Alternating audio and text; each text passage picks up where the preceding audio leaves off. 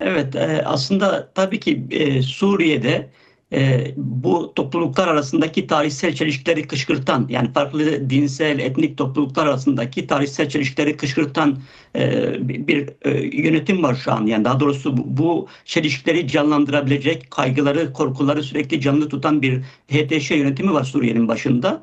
Dolayısıyla aslında yani aşiret diye gözüken ya da daha doğrusu aşiret çatışması, aşiretlerin de Dürzilerin çatışması gibi gözüken mesele aslında bir yanıyla HTŞ'nin de buraya müdahalesi için alan açmak üzere gündeme gelmiş bir müdahale gibi gözüküyor. En azından pratik olarak öyle bir rol oynadı. Yani işte Bedevi aşiretler ile Dürüzler arasındaki çelişki HTŞ'nin kontrolü sağlamak amacıyla sahaya gitmesi ve asıl olarak Dürzilerin, yani bu cihatçı gruplar tarafından dinden sapmış, işte katli vacip gözüken, topluluklardan biri gözüken Dürzilerin katliamla, baskıyla, işkenceyle karşı karşıya kalmasına yol açan bir tabloyu beraberinde getirdi. Yani orada mesele bu işte basit bir kavga gibi gösterilemez orada. Bahsettiğim mesele burada ilk çatışma, tarihsel çelişkiler, o dinsel çatışmalar canlandırılıyor. İktidar zaten böyle bir zemin üzerinde kendine hareket alanı açan bir iktidar. Yani Dürziler için HTŞ yönetimi yeni bir tehdit değil. Aslında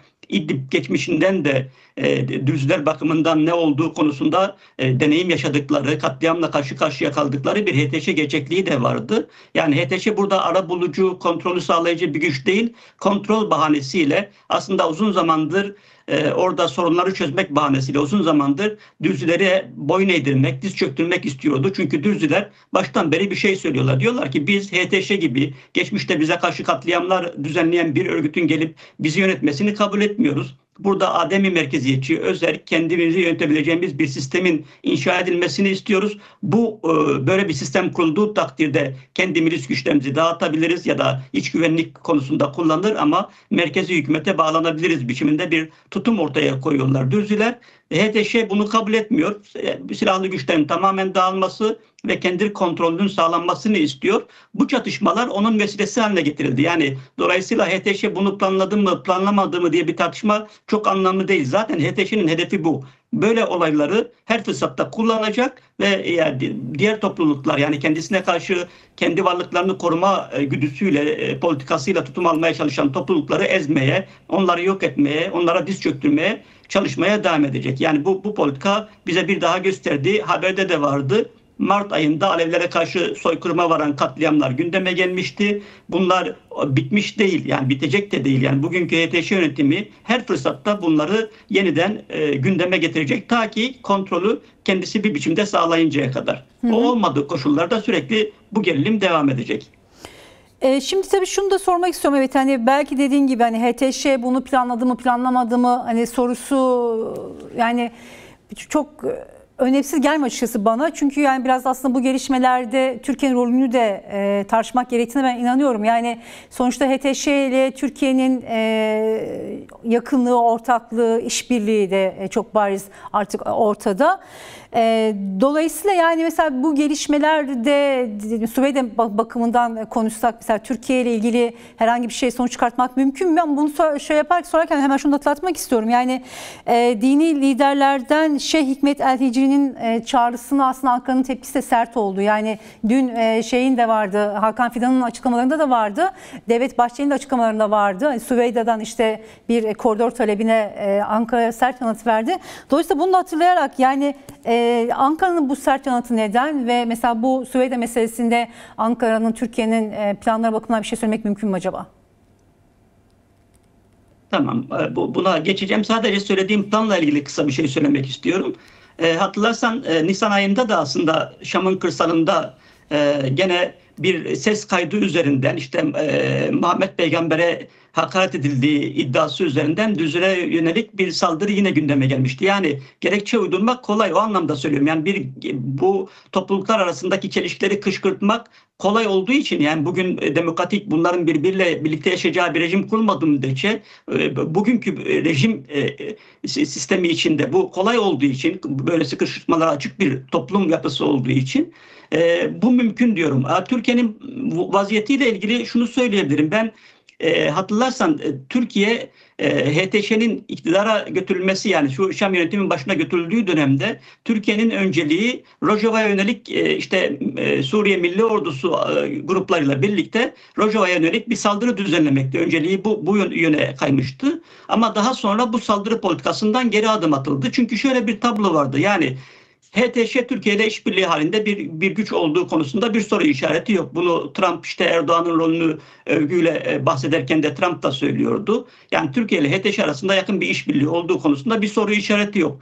Ama Türkiye saldırı politikasını sürdürdüğü koşullarda, Kürtlere yönelik doğrudan SMO ile müdahale ettiği koşullarda HTŞ'nin kontrolü sağlamasının giderek zorlaşacağı bir tablonun ortaya çıkacağını gördü ve aslında bir yanıyla belki Türkiye'de Öcalan'la yürütülen süreçle bağlantılı, bir yanıyla da HTŞ'nin Suriye'de kontrolü sağlaması için zaman kazandırmakla bağlantılı bir siyaset yürütüyor Türkiye'deki iktidar. Yani HTŞ'ye zaman kazandıralım, güçlensin, kontrol sağlasın. İşte Süveyda bunun ilk aşamasıydı. Yani benden önceki konunuzu da ifade ediyordu. Yani Süveyda'da bu kontrolün sağlanması, yarın öbür gün Rojava'ya yönelik benzer bir planın devreye sokulmasının bir ön hazırlığı olarak da değerlendirilebilir. Yani Türkiye HTŞ'ye zaman kazandırma, Jolani ve HTŞ'nin kontrolü sağlayabileceği bir alan yaratma politikası gütmeye çalışıyorlar.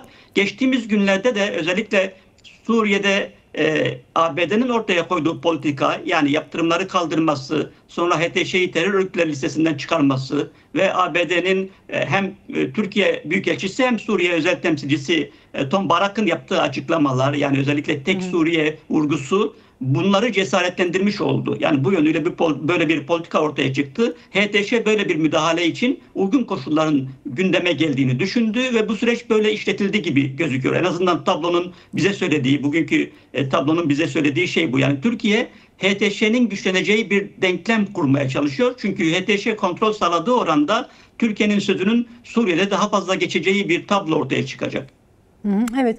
Peki bu tablo içerisinde biraz İsrail'in durumu da konuşmak istiyoruz. Başından beri Dürzilerle geliştirmeye çalıştığı bazı ilişkiler de söz konusu oldu. Dolayısıyla bu son gelişmelerde İsrail'in pozisyonu nedir? Bu konuda ne diyebilirsin bize?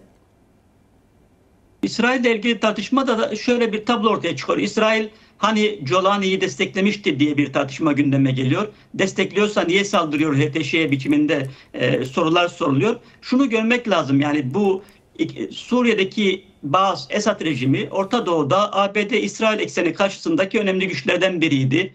Direniş ekseni olarak tanımlanan bir zincirin halkası biçimde birbirine bağlanmış güçler arasında en önemli bağlantı noktalarından, halkalarından biri pozisyondaydı. Ve bu rejimin devrilmesinin İsrail'in, Türkiye'nin, ABD'nin, yani Orta Doğu'da bu yapıdan rahatsız olan güçlerin ortak çıkarı, ortak politikası olduğu konusunda da bir soru işareti yok. Ama şöyle bir tablo, yani öbür taraftan da İsrail tabii ki Suriye'de kontrol alanlarını genişletmek istiyor. Yani İsrail'in dün Esad rejiminin devrilmesi, işte güçlü bir Suriye inşa edilmesi bakımından desteklenmiş bir politika değil. Bugün kendisinin Suriye'deki kontrol alanlarını genişletmesi ve yani Suriye'yi bir daha kendisi için sorun olmayacak bir noktaya getirmesi bağlamında bir politika yürütmeye çalışıyor. Bu saldırıları böyle görmek lazım. Yani bir yandan HTŞ'yi vuruyor, öbür taraftan da HTŞ'ye 48 saat müdahale için zaman tanıyor. Yani bir yanıyla ABD ve İsrail politikası birbirini tamamlıyor. ABD diplomasiyle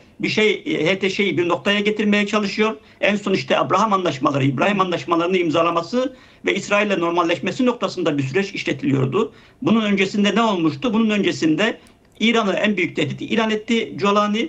Devamında Filistinli gruplar karşısında yasaklama ve baskılar gündeme geldi Suriye'de. Şimdi devamında İbrahim Anlaşmalarına dahil olması bekleniyordu Suriye'nin. Ama böyle bir Suriye'nin aynı zamanda İsrail'in kontrol edebildiği bir Suriye haline gelmesi hem ABD'nin hem de İsrail'in çıkarları temelinde bir politika olarak gündeme geliyor. Yani ABD siyaset yürütüyor. İsrail orada bu siyaseti vurucu güç olarak aslında etkin kılabilecek bir zemin yaratmaya çalışıyor. Hatta Türkiye ile bağlantısı da şöyle. Yani ABD için İsrail ve Türkiye arasındaki rekabet bir sorun da teşkil etmiyor bugün. Yani bunlar çatışan güçler pozisyonda değil. İkisi arasında bir rekabet var ama bu rekabet ABD'nin Orta Doğu'yu yeniden dizayn etme politikası ekseninde birleşiyor. Yani ABD'nin işini kolaylaştıran bir tablo var burada. Hem Türkiye'nin pozisyonu bakımından hem de İsrail'in pozisyonu bakımından. En son Erdoğan'ın işte Türk, Kürt, Arap ittifakı vurgusu da bu bağlamda ABD tarafından işte desteklenen politikanın bir parçası olarak gündeme geldiğini söyleyebiliriz. Orta Doğu'da Farslardan bahsetmiyor, İran'dan bahsetmiyor. Çünkü bu güçlerin aslında Orta Doğu'nun dizaynında ABD ile birleşmesi ve İran'ın bölgesel rolünün ortadan kaldırılması, sınırlanması politikası bağlamında gelen, yani yeni Osmanlıcılık, dün işte 2000'li yılların başında yürüttükleri siyasetin bugün güncellenmiş bir versiyonu sahaya sürülmeye çalışılıyor ve bu ABD ile işbirliği halinde. Yani Türkiye ile İsrail arasındaki rekabet, karşılıklı sert açıklamalar bu gerçeği de değiştirmiyor. Evet, peki.